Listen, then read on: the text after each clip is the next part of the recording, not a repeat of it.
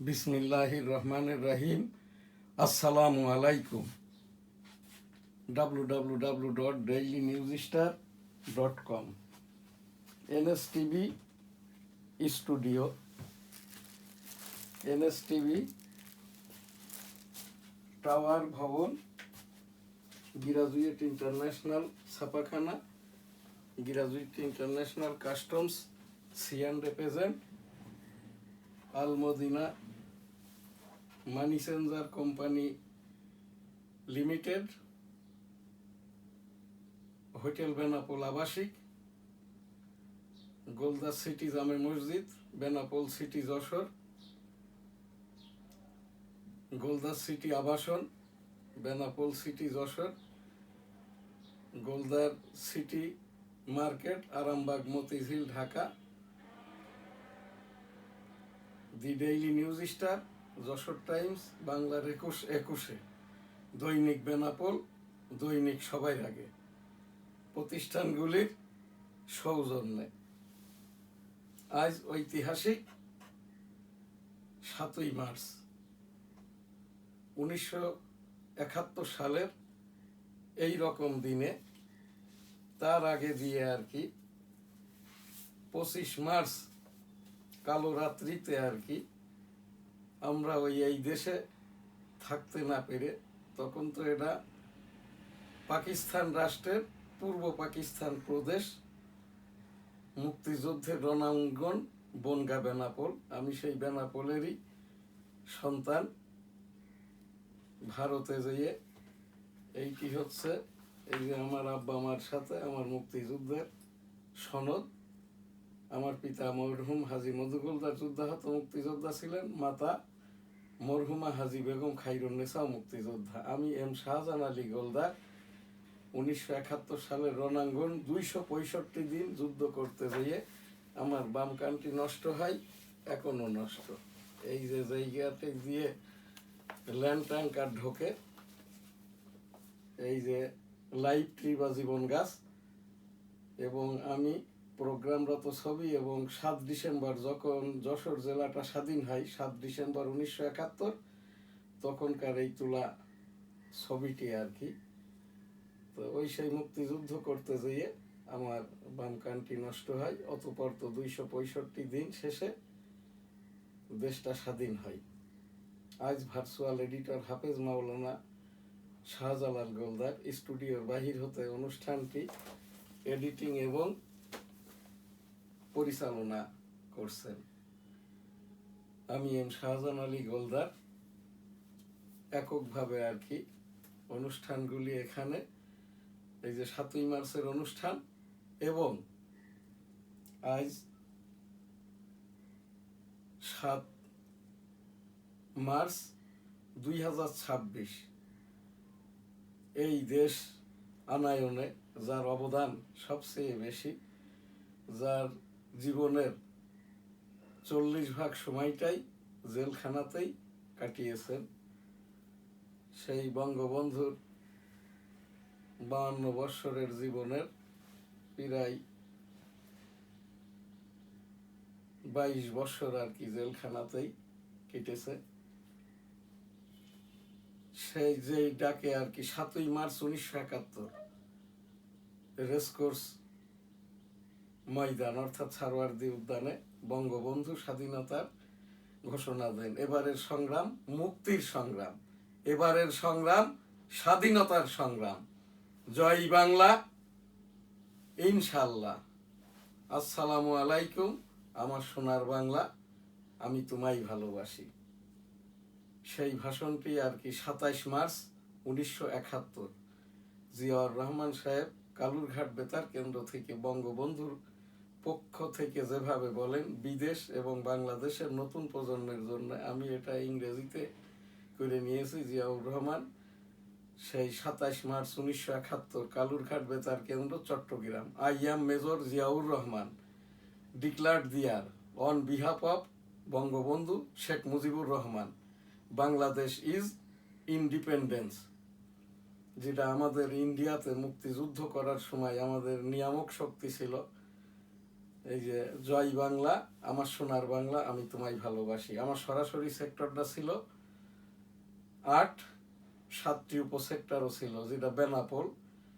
আমার সরাসরি sector commander major মঞ্জুর রহমান, তৎকালীন ভারতীয় প্রধানমন্ত্রী শ্রীমতী ইন্দিরা গান্ধী এই যে প্রত্যায়িত, আমি এম শাহজাহান আলী গোলদার MFF শ্রেষ্ঠ, যে নামকরণটি করেন এই যে বাচ্চা মুক্তিযোদ্ধা শ্রেষ্ঠ মোহাম্মদ শাহজাহান আলী গোলদার, 8 নম্বর সেক্টরের সেক্টর কমান্ডার মেজর মঞ্জুর রহমান আমাদের বাইনোকুলারও দিয়েছিল। সেই গাছে উঠে দেখার সময় খান সেনাদের জিপ গাড়ি, রাজাকারদের অবস্থান গতিবিধি, আমি ওই গাছে উঠে দেখার সময় মোটরের গুলার শব্দে আমি ওই সেই 30-35 ফুট উচ্চতার গাছে ওই জায়গায় শব্দ দূষণে বেহুশ হয়ে আমি ওই গাছের তেডালায় ঝুলেছিলাম। ঘন্টা 2 পরে আমার মা যখন, আমার সঙ্গে সাথী তো আরও অনেকেই ছিল, তাদের জিজ্ঞাসা করেন শাহজাহান কই, তখন আমার ওই আজগার মামা এবং কাশেম মোল্লা তারা যে দেখে যে আমি গাছে ঝুলে আসছি, তখন আমার ওই সেই আজগার মামু নাকি বলেছিল, আমি পরে শুনেছি, যে এই ভাগ্নে কাশেম ওই যে মাল দেখো ঝুলে আছে আর কি, হাত পা 2 হাত 2 পা নিচের দিকে। তারপরে সেই আজগার মামু ওই গাছে উঠে ওই গাছের ডালা থেকে পিঠের সাথে গামছা দিয়ে বেঁধে আমাকে নামাই। আমি যখন হুঁশে আসি তখন দেখি আমার নানা বাড়ির বড় উঠান। সেই অনেক সময় দেখেছি আমরা, আমি তো এই মুক্তিযুদ্ধের সময় আর কি প্রাইমারি স্কুলে পড়তাম। সৌভাগ্যবান আমি, আমার বাড়িটা রণাঙ্গন হওয়ায় এবং এই যে লাইভ ট্রি বা জীবন গাছ আর কি, এইটি আমার এই যে নানার জমি ছিল, এখন আমাদের আর কি, এইটাই ছিল 3 কিলোমিটার বেষ্টিত বনগা বেনাপোল, যেটা রণাঙ্গন। 265 দিনে এমন কোনো দিন ছিল না যে কমপক্ষে 4 বার, এমনও দিন গেছে 7-8 বারও আমাদেরকে এপাশ ওপাশ করতে হয়েছে। সেই হিসেবে 1500 বার এই যে বাংলাদেশে এসে ওই রাজাকারদের, খান সেনাদের ইত্যাদি আর কি, আমরা এই যে রণাঙ্গনের যে 6000 অ্যাডাল্ট এবং 4000-এর মতো, যাদের বয়সটা এই 5.5 বছর থেকে নিয়ে 10-11-র মধ্যে, আমার বয়সটা তো তখন ওই যে 9.5-10 বছর। আমরা এই যে রণাঙ্গন, যেটা মুক্তিযুদ্ধের এই ওয়ারফিল্ড আর কি, এই যে এখন তো এই জমিটি আমাদের। আর এখানে এই যে 7 মার্চ 1971 যখন যশোর ডিস্ট্রিক্টটা স্বাধীন হয়, তখনকার এই ছবিটা আর কি। আজকে সেই 7ই মার্চ 1971 সালের সেই ঐতিহাসিক দিনের, আজকের যে 2026 সালের 7ই মার্চ, ভার্চুয়াল এডিটর হাফেজ মাওলানা শাহজালাল গোলদার এবং NSTV আমাকে অনুষ্ঠানটি দেওয়ার জন্য NSTVকে সাধুবাদ জানাই। তো ওই সেই জিয়াউর রহমান সাহেব তো ভাষণটা কালুরঘাট থেকে বঙ্গবন্ধুর পক্ষে পাঠ করেন। আইয়াম মেজর জিয়াউর রহমান ডিক্লার দিয়ার on behalf of Bangabandhu Sheikh Mujibur Rahman, Bangladesh is independence. আমাদের মুক্তিযুদ্ধের যে নিয়ামক শক্তি ছিল, জয় বাংলা, আমার সোনার বাংলা, আমি তোমায় ভালোবাসি। 8 নম্বর সেক্টরের সেক্টর কমান্ডার মেজর মঞ্জুর রহমান, আমাদের ওই যে লোকাল কমান্ডার ছিল আলী কদর, যশোর 1 শার্শা বেনাপোলের, যিনি এক সময় জাতীয় সংসদ সদস্য ছিলেন। তো সে আলী কদরের মাধ্যম দিয়েই আর কি আমাদেরকে বাইনোকুলার দেওয়া হয়।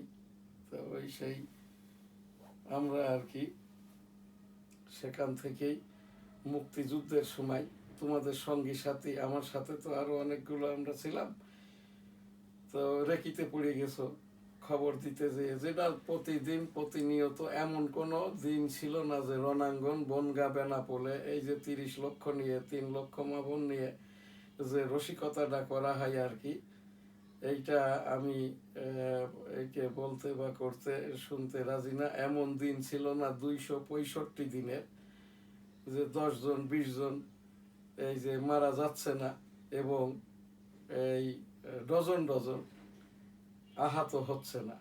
এখনো এইরকম আহত লোকজন সীমান্ত অঞ্চলে 2-4 জন বেঁচে আছে।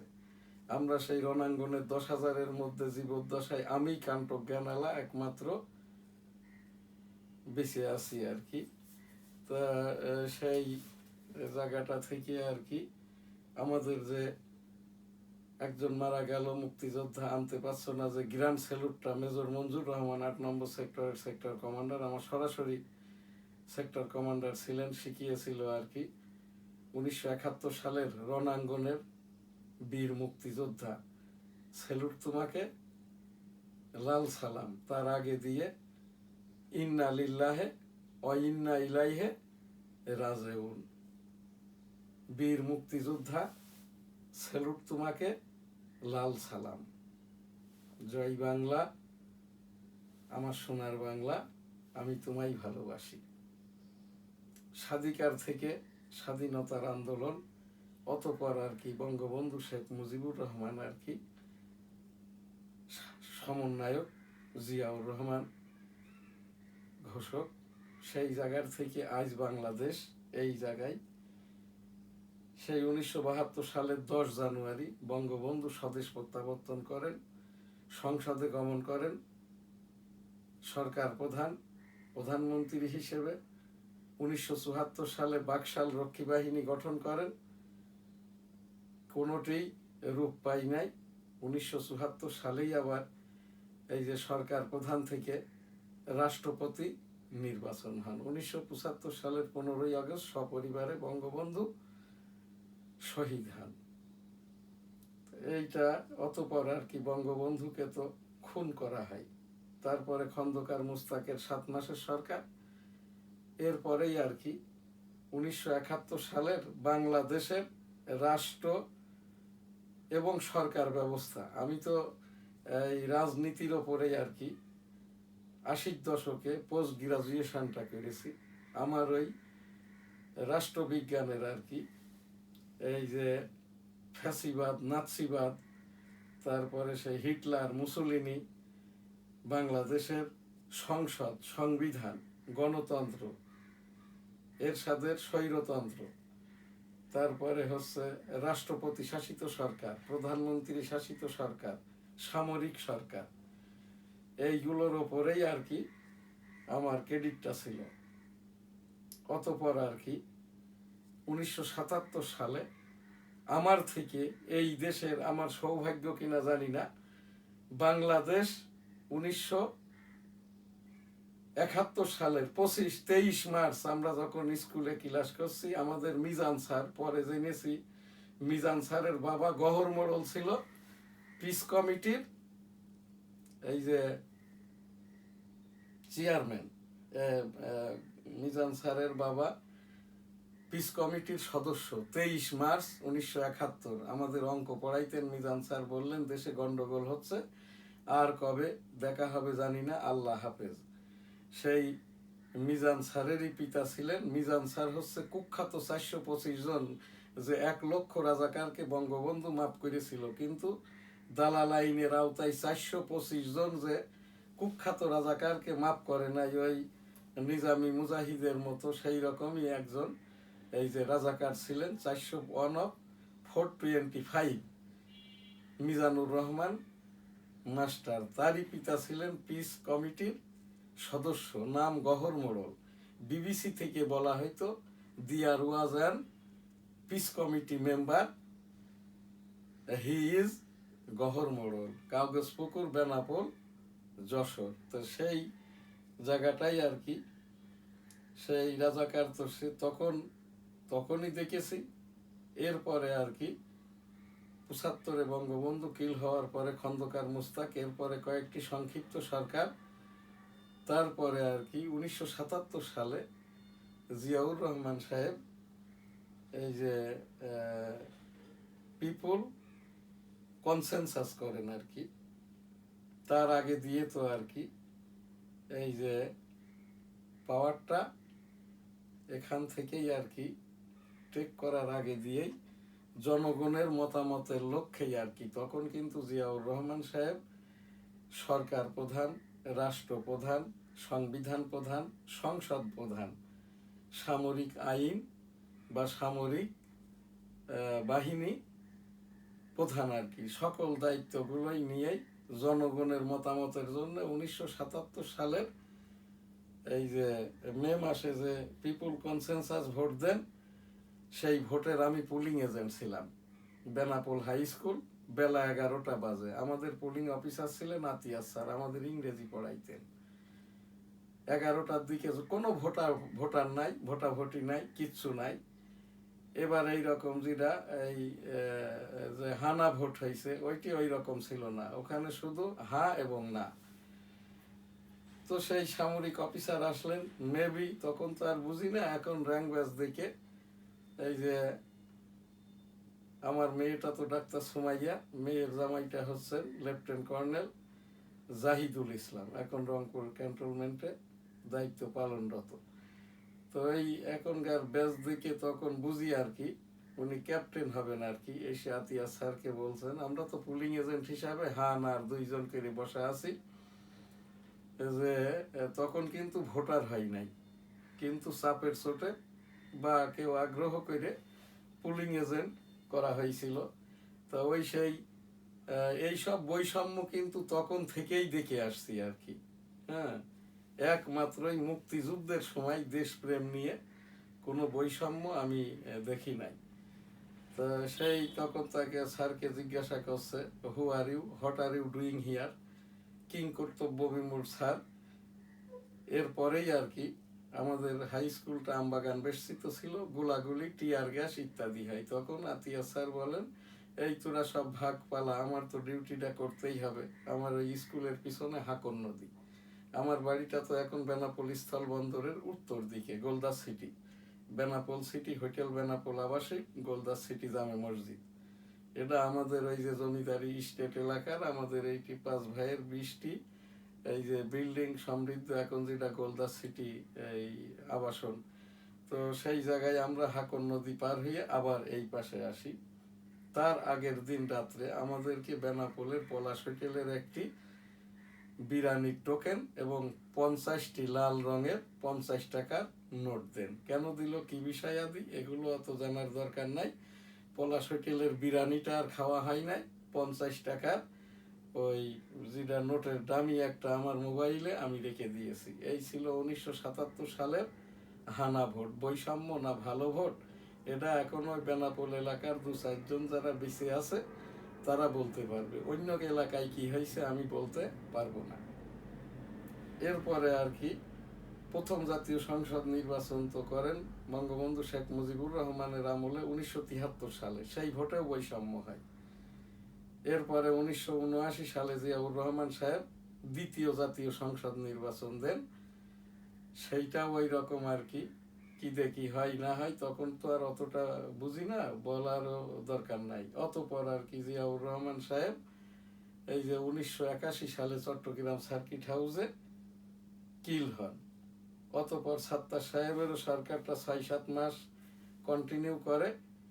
এরপরে আর কি এরশাদ সাহেব আর কি ওই যে অনেক ঘটনা আর কি চট্টগ্রাম, এই মেজর মঞ্জুর রহমানই তখন চট্টগ্রামের দায়িত্বে ছিলেন। বঙ্গবন্ধু এই যে জিয়াউর রহমানকে কে, বঙ্গবন্ধুকে তো কিল করছে খন্দকার মুস্তাক, কিন্তু জিয়াউর রহমানকে কে কিল করছে তার পাশের কক্ষেই ছিলেন সাবেক রাষ্ট্রপতি বদরুদ্দোজা চৌধুরী, তিনিও কিন্তু জানে না।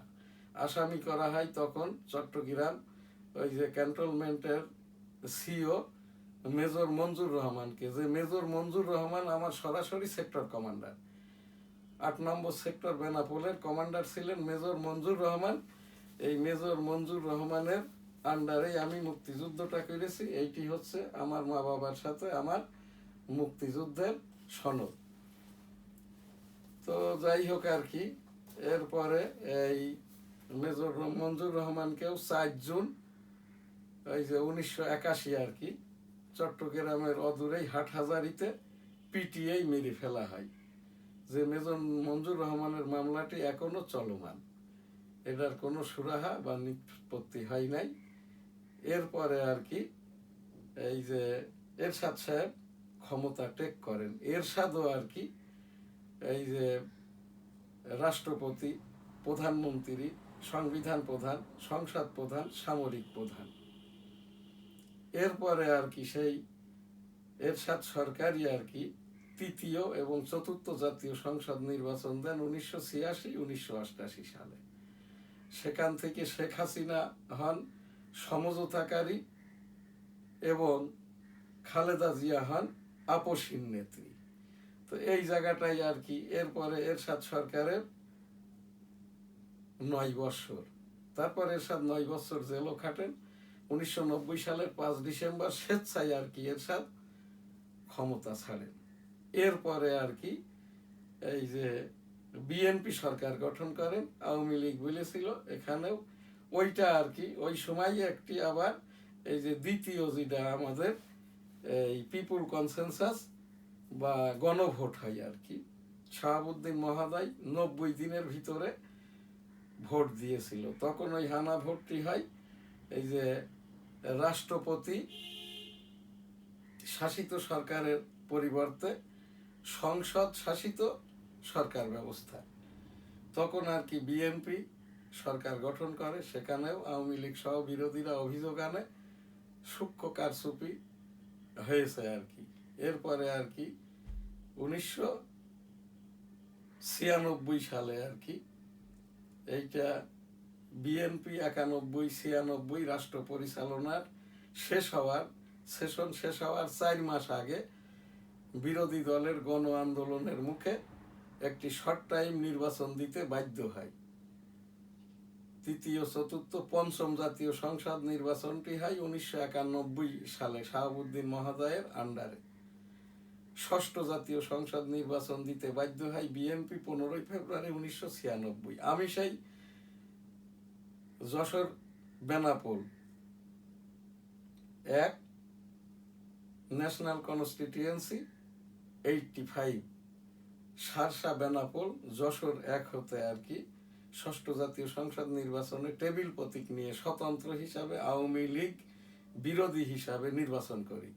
নির্বাচনে আমি জিতেছিলাম, কিন্তু 2 দিন পর ঢাকা হতে মফিকুল হাসান তৃপ্তিকে ধানের শীষে বিজয়ী ঘোষণা করা হয়। এটা বৈষম্য না অবৈষম্য এইটা সারা বাংলাদেশ যেমন জানে। আমি নিজেই ভুক্তভোগী। আমি এই 13তম জাতীয় সংসদ নির্বাচনে অংশগ্রহণ করি। আমার নির্বাচন আপিল ফাইলটা আমাকে ওই যে যশোর রিটার্নিং অফিসার তকমা দেয় স্বতন্ত্র আওয়ামী লীগ। আমার আপিল ফাইলটা এখনো অ্যাপিলের ডিভিশনে। আমার শুনানিটা হবে মার্চ 2026। এইটা কি বৈষম্য না ভালো না মন্দ? এটা তো এদেশের এই যে জনগণ বলা শুরু করছে, আরো বলবে। তো সেই ষষ্ঠ জাতীয় সংসদ নির্বাচনে আমি তখন আর কি স্থানীয় ভাবে আর কি নির্বাচন কমিশনে আমি একটি এই যে নির্বাচনী মামলা করি। ওইটার রায় আজও দেওয়া হয় নাই। এরপরে আর কি এই বিএনপি 11 দিনের সংসদের পরে এইবার সপ্তম জাতীয় সংসদ নির্বাচনও 1996 সালের মে মাসে হয়। অতঃপর আর কি এই যে আওয়ামী লীগ সরকার গঠন করে 96-2001। এই যে 96 সালে যখন আবারও একটি পিপুল কনসেনসাস, পরোক্ষ পিপুল কনসেনসাস হয় যে তত্ত্বাবধায়ক সরকারের মাধ্যমে এই নির্বাচন পরবর্তী আরো 2টি নির্বাচন পরিচালিত হবে। এরপরে তো সেটা আওয়ামী লীগ সরকার বাদ করে দেয়। তো যাই হোক আর কি সেই 1996 সালের নির্বাচনে আওয়ামী লীগ সরকার গঠন করে। এরপরে আবারও বিএনপি অন্য দলের আন্দোলনের মুখে এই যে 2001 সালে 8ম জাতীয় সংসদ নির্বাচনে 2001 থেকে 2006 বিএনপি সরকার গঠন করে। অতঃপর আর কি আন্দোলনের মুখে বিএনপি থেকে আর কি মঈনুদ্দিন ফখরুদ্দিন সরকার অবৈধভাবে জবরদস্তিমূলকভাবে 90 দিনের কথা বলে ক্ষমতাটা টেক করেন এবং 2 বছর কন্টিনিউ করেন। এরপরে সকল রাজনৈতিক দলের সমঝোতার ভিত্তিতে 111 সরকার, তৎকালীন সরকার প্রধান শেখ হাসিনা, তৎকালীন আর কি এই যে সরকার প্রধান ছিলেন বেগম খালেদা জিয়া, বিরোধী প্রধান শেখ হাসিনাকে জেলখানায় অন্তরীণ করেন, অবৈধভাবে যত রকমের কর্মকাণ্ড কার্যক্রম করেন। 2008-এর নির্বাচনে এইটাতে বিএনপি সহ সকলেই অংশগ্রহণ করে, বিএনপি 6টি আসনও পায়, কিন্তু ওয়াকআউট করে, পরবর্তীতে আর তারা ছিলেন না। এরপর 2008, 14, 18, 24 আওয়ামী লীগ সরকার পরিচালনা করে। এইটা ছিল একেবারে এই যে 2024টা দ্বাদশ, 18টা 11, তারপরে 14টা হইল দশম, এইবার 2008 ছিল নবম, 2001 অষ্টম। আমি এই 2008 অর্থাৎ এই যে 2008 অষ্টম, 2014 নবম, 2018 দশম, 2018 এই যে একাদশ, 2024 দ্বাদশ জাতীয় সংসদ নির্বাচনের টেবিল প্রতীক নিয়ে স্বতন্ত্র হিসেবে নির্বাচন করার চেষ্টা করি। কনস্টিটিউয়েন্সি ন্যাশনাল 85 যশোর 1 হতে কিন্তু আমাকে এই যে স্বতন্ত্র হিসাবে তৎকালীন আওয়ামী লীগের বৈষম্য নির্বাচন কমিশনার এই যে নির্বাচনটা করতে দেয় নাই। 2023 সালে আমি 18 কোটি জনগণের পক্ষে গণপ্রজাতন্ত্রী বাংলাদেশের মাননীয় রাষ্ট্রপতি পদের জন্য প্রার্থী হই, কিন্তু আমাকে তৎকালীন নির্বাচন কমিশনার রাষ্ট্রপতি পদে 2023 সালে নির্বাচনটা করতে দেয়নি। এরপরে আসলো এই যে 13তম জাতীয় সংসদ নির্বাচন, যেটা 12ই ফেব্রুয়ারি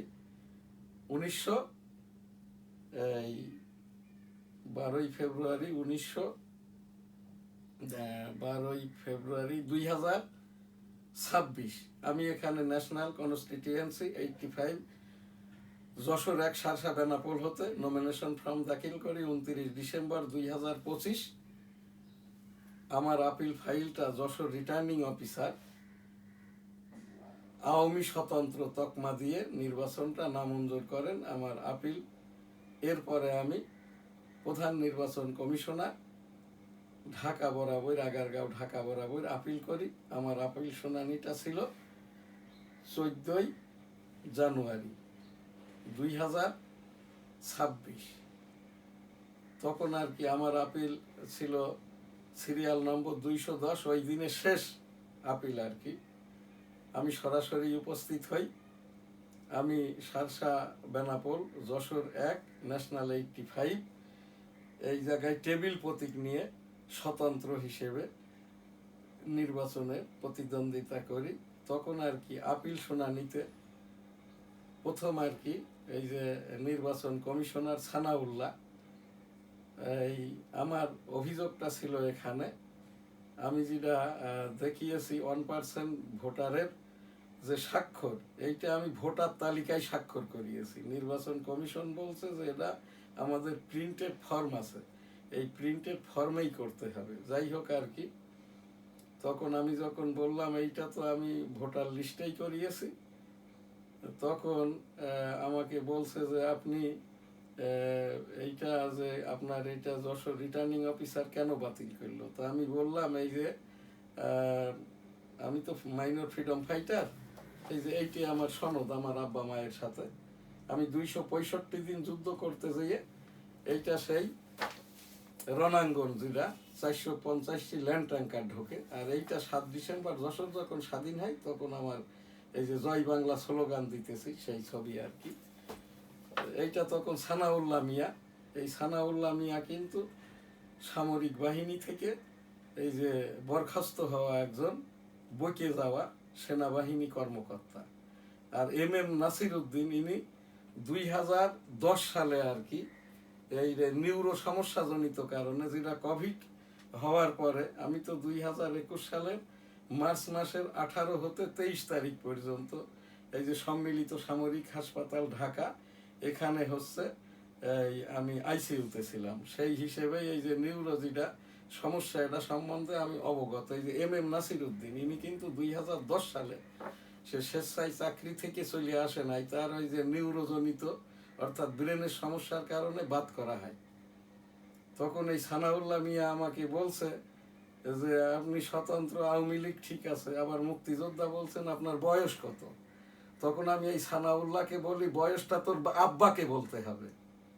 তোর আব্বা কি বেঁচে আছে?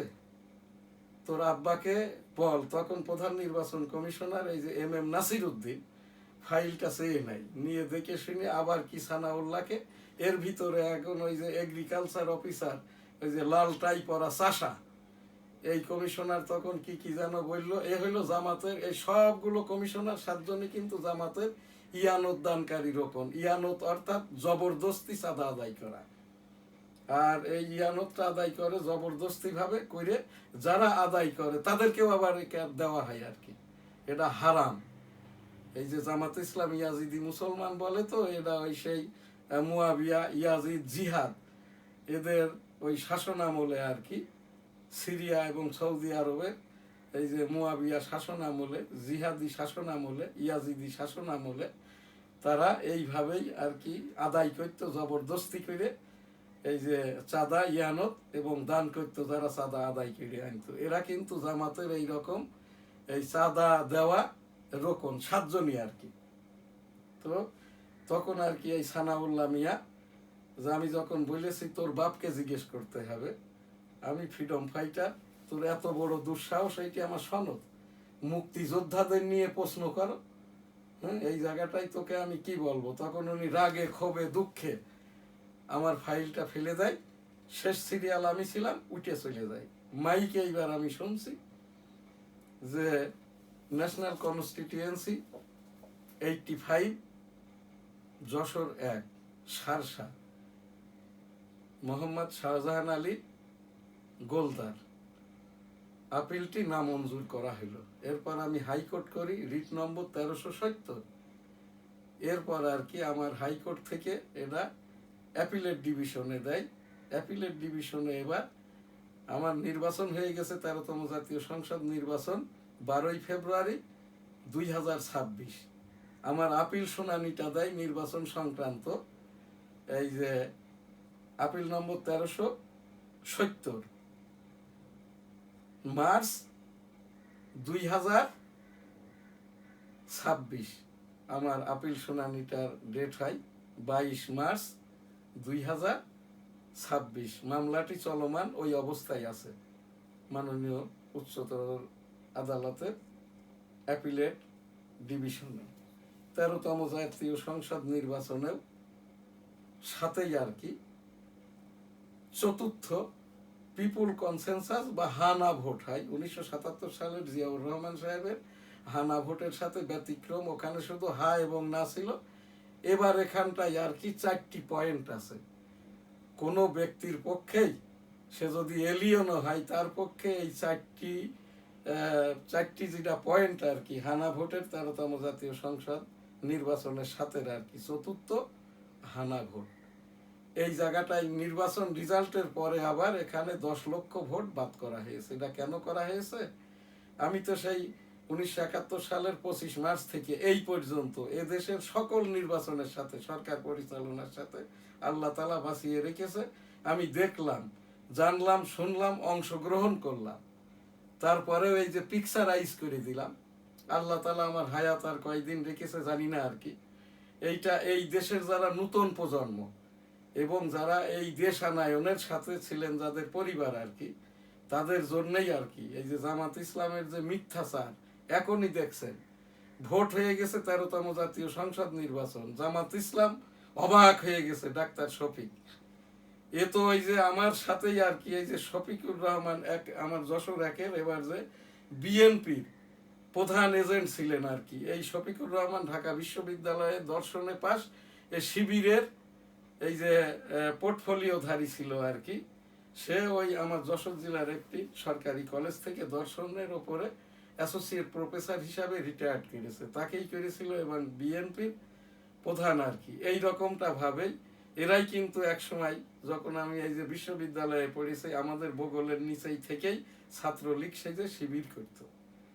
এই শফিকুর রহমানও কিন্তু এই রকম আর কি। তখন তো আর জামাত ইসলাম হয় নাই, ইসলামী যে সংঘ ছিল জামাত ইসলাম বা মুসলিম লীগের যে ছাত্রদের দল, ওই দলের হয়েই তখন সে ইনুর সাথে আর কি এই যে ইনুর দলে ঢোকে, জাসদ ইনু হিসেবে ছাত্র লীগের মানে রাজনীতিক হিসেবে। এরপরে আওয়ামী লীগে আসে, আওয়ামী লীগ করে, তারপরে এখন জামাতের এখান থেকে এই পদটা কিনে নিয়েছে এই শফিকুর রহমান আর আবু তাহেরই যথেষ্ট জামাত ইসলামকে এইটা ডুবানোর জন্য না। সত্য এবার প্রকাশ ঘটে গেছে। এবার যে এই যে 4 লক্ষ বোরখা দিয়েছে এর ভিতরে 2000 ছিল হিজড়া। বাংলাদেশে কিন্তু 2200 জন হচ্ছে হিজড়া ভোটার আর কি। সেই 2200 জনকেই কিন্তু জামাত পারসু করে এদেরকে বানিয়েছে আর কি। তো এই জায়গাটাই আর কি এই আবু তাহের এবং এখন যারা ডক্টর বলছে এই যে আসিফ নজরুল, আসিফ নজরুল যে স্যারের কাছে আপনার, আমি তো দি ডেইলি নিউজ স্টার ইংরেজি সংবাদপত্রের সম্পাদক প্রকাশক, www.dailynewsstar সংবাদপত্রের ইপিও, বাংলাদেশের একমাত্র রাষ্ট্রসংঘ নিবন্ধিত অনলাইন নিউজ পোর্টাল।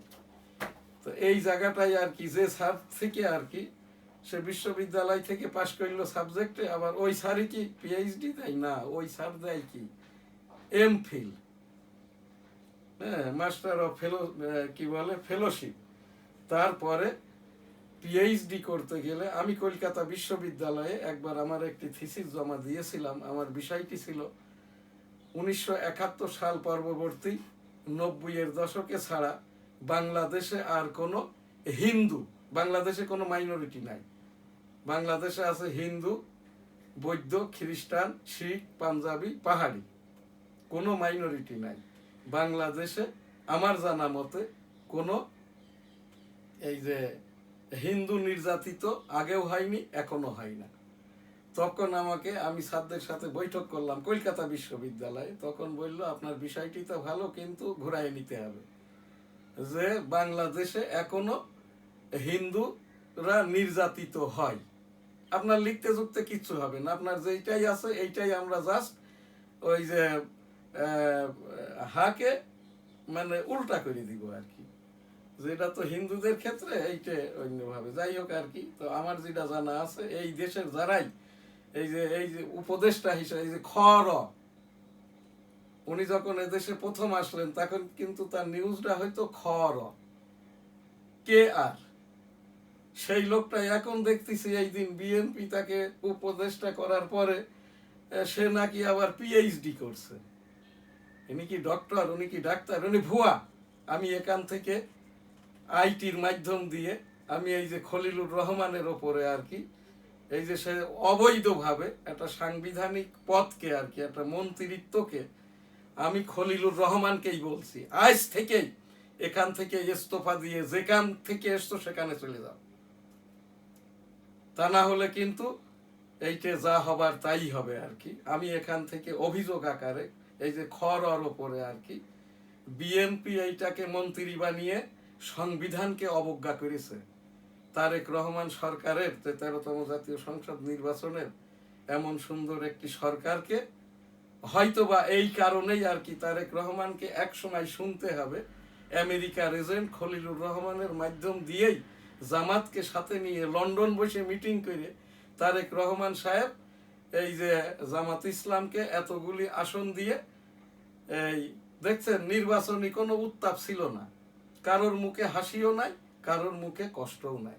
কারণ যারা এমপি হতে পারে নাই মন্ত্রী হয়েছে, তাহলে তো এমপি একটা এই ঢাকা 8 থেকে এমপি হতে গেলে 2000 কোটি টাকা লাগে, 2000 কোটি টাকা লাগে। আমার যে কনস্টিটিউয়েন্সি সারসা বেনাপোল, এই যে আমাদের যে 4 বারের এমপি হয়েছে ওই কি বলে শেখ আপিল উদ্দিন, এই যে বশির যে পদটা কিনেছিল সেই শেখ আপিল উদ্দিনেরও এই রকম নির্বাচন করতেও 500 কোটি টাকা খরচ হয়েছে 2024-এর নির্বাচনে। আমি নিজে 1996 সালে এবং এই যে এই 13তম জাতীয় সংসদ নির্বাচনে আমি আওয়ামী বিদ্রোহী হয়ে 1996 সালে 15 ফেব্রুয়ারি নির্বাচনে অংশগ্রহণ করি। আমি তো ধনাঢ্য ব্যক্তি, কোটিপতি, আমি তো আর অনেক কোটি টাকার মালিক না। ওই নির্বাচনেও ওইটা তো কোনো নির্বাচন না, ভাঙাচুরা নির্বাচন 15 ফেব্রুয়ারি 1996, তাও আমার 2 কোটি টাকা খরচ হয়েছিল। আমার আপিল ফাইলে এবারও আর কি আমি যে 13তম জাতীয় সংসদ নির্বাচনে আমার যেটা এই ট্যাক্সের জমা খরচ জমা দিয়েছি, এই যে 25-26-এও আমি ট্যাক্স পে করেছি প্রায় এই যে 1.5 কোটি টাকা, এই যে 1.5 লক্ষ টাকা। আমার নেট অ্যাসেটের পরিমাণ আর কি প্রায় 200 কোটি টাকা। এইটা ঘোষিত আর কি। তো এই জায়গাটায় আমি কেন বলছি, এই দেশের সকল এই যে যারা ভুয়া ডিগ্রি ব্যবহার করছে, ডক্টর মোহাম্মদ শহীদুল্লাহ, ডক্টর ইমাজউদ্দিন আহমেদ, এরা তাহলে কোন জায়গার ডক্টর? যদি ডক্টরেট এত সস্তাই হতো আর কি, তাহলে আমাকে এখান থেকে ডক্টরেটটা দেয় না কেন? আমি তো এই যে নিউজ স্টার ইংরেজি পত্রিকার সম্পাদক, ইংরেজির ওপর আমার এই যে বই লেখা, হ্যাঁ 1200 পৃষ্ঠার গ্রামার বেস বই, এইটা গিয়েছি আর কি। যেভাবেই এরা সকলেই আর কি, আসিফ নজরুল সহ সকলেই এরা এমফিল ধারী, কেউই পিএইচডি ধারী না। আমি এই জায়গাটাই অভিযোগ সহ আর কি, আল্লাহ তাআলা কয়েকদিন এখানে আর বলতে পারবো জানি না, এক সময় 1.5 বছর আমার এই ভোকালটা ছিল না। এই যে খলিলুর রহমান সাহেবকেই আমি বলছি, আপনি যেহেতু অবৈধভাবে কনস্পেসির মাধ্যম দিয়ে তারেক রহমান সাহেবকে বুঝি সুজিয়ে আর কি পদটা নিয়েছেন, আপনি পদটা ছেড়ে দেন। আমি একজন মুক্তিযোদ্ধা হিসাবে, আমি একজন দেশপ্রেমিক সাংবাদিক হিসাবে, আমি একজন ধর্মীয় মূল্যবোধের আমলি পীর হিসাবে, আমি 1988 সাল থেকে মাননীয় উচ্চতর আদালতের অ্যাপিলেট ডিভিশনের মামলাগুলো করে থাকি আর কি, রেভিনিউ বিষয়ক। সেই হিসাব দিয়েই খলিলুর রহমান সাহেবের ওপরে এবং যারা এই যে ভুয়া পিএইচডি ধারী আর কি, ভুয়া নয় মানে নামধারী প্রচার করছে, এরা সকলেই আর কি হয়তো পিএইচডি কেউ পড়তে গেছে, কেউ হয়তো এমফিল করেছে, কেউ 1 পাঠ করেছে। এদের ওপর আমার কোনো কথাটা নাই। আপনারা করেন, আপনি 8ম শ্রেণী পাস, আপনি মন্ত্রিত্ব করেন, আপনি গবেষণা করেন, বাংলাদেশ ব্যাংকের গভর্নর হন, ডেপুটি গভর্নর হন, আপনার এডুকেশন 8ম শ্রেণী পাস, আমার আপত্তি নাই। কিন্তু ডিগ্রিটা ইম্পোজ করবেন না। তাহলে আমরা এই যারা ইংরেজির ওপরে পোস্ট গ্রাজুয়েশন করা আইনজীবী, সম্পাদক, 8ম ওয়েজ বোর্ডভুক্ত আমার মতো এইরকম যারা, আমাদের স্ট্যাটাসটা কি সেটাও দিতে হবে। যেটা নিয়ে আমাদের এই সাংবাদিকরা অনেক সময় আন্দোলন করতে করতে থেমে যায় আর কি। তো সেই ভোটেও আর কি এইটা ছিল 13তম জাতীয় সংসদ নির্বাচন এবং 4র্থ হানা ভোট। আমি এই সকল কিছুর সাথে জড়িত। আর সর্বমূলে যিনি, বঙ্গবন্ধু শেখ মুজিবুর রহমান, জিয়াউর রহমান। এবারের সংগ্রাম মুক্তির সংগ্রাম, এবারের সংগ্রাম স্বাধীনতার সংগ্রাম। জয় বাংলা, ইনশাল্লাহ। আসসালামু আলাইকুম। আমাদের যেটা নিয়ামক শক্তি ছিল, এই যে মারা গেছে রেখিতে পড়েছো, গ্র্যান্ড স্যালুটটা ছিল বীর মুক্তিযোদ্ধা, স্যালুট তোমাকে, লাল সালাম, ইন্না লিল্লাহে ওয়া ইন্না ইলাইহি রাজিউন। আজকের এই যে 7ই মার্চ 1971 উপলক্ষে সর্বোপরি দ্বিতীয় অংশের যেটা ইস্তেগফার দোয়া, ব্রিটিশ পরবর্তী ভাষা আন্দোলন হতে এ পর্যন্ত এদেশে যে সকল শহীদ হয়েছেন আর কি বাংলাদেশ আনায়নে, বিদেহী আত্মার শান্তি কামনা করি। সকলকে জান্নাত দান করুন। আস্তাগফিরুল্লাহ, আমিন। বিসমিল্লাহির রহমানির রহিম। আলহামদুলিল্লাহি রাব্বিল আলামিন, আর রহমানির রহিম, মালিকি ইয়াউমিদ্দিন, ইয়্যাকা না'বুদু ওয়া ইয়্যাকা নাস্তাঈন, ইহদিনাস সিরাতাল মুস্তাকিম, সিরাতাল্লাযীনা আন'আমতা আলাইহিম গায়রিল মাগদুবি আলাইহিম ওয়ালাদ-দাল্লিন। আমিন। আসসালামু আলাইকুম। আমাদের যারা বিজ্ঞাপন দিয়ে সহযোগিতা করে থাকে, graduate international Al-Madina money changer company limited, Goldar city জামে মসজিদ, গোলদার সিটি আবাসন, হোটেল বেনাপোল, আবাসিক, দৈনিক বেনাপোল, দৈনিক সবার আগে, বাংলার 21-21, weekly Jessore times, the daily, news star, সাংবাদিকদের সংগঠন www.dailynewsstar.com, সম্মিলিত সাংবাদিক জোট, journalist cooperation of Bangladesh, NGO সংগঠন বাংলাদেশ মানবাধিকার কল্যাণ ট্রাস্ট, বাংলাদেশ কাস্টম এজেন্ট মানবাধিকার সোসাইটি। আলহামদুলিল্লাহ। আল্লাহ হাফেজ। জয় বাংলা, আমার সোনার বাংলা, আমি তোমায় ভালোবাসি।